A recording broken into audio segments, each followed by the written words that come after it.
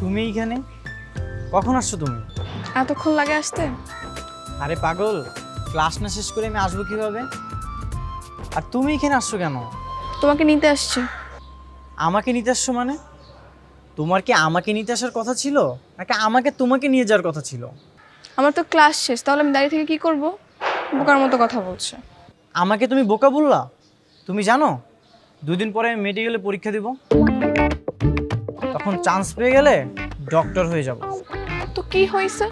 সামনের বছর তো আমিও পরীক্ষা দিব, কিন্তু তোমার মতো এরকম বাইক লাগিয়ে বলে বেড়াবো না। এই, তুমি কিন্তু আমাকে অপমান করতেছো। পাগল নাকি আমি? তোমাকে অপমান করলে আমার বাবা আমাকে আস্ত রাখবে? আমি বুঝি না, কি একটা ছেলে তার জন্য যে আমার বাবার এত কিসের দরদ। তোমার বুঝি বিরক্ত লাগে আমাকে?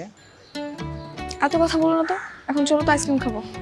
আহ, না, যেতে পারবো না, বাসায় যেতে হবে, না হলে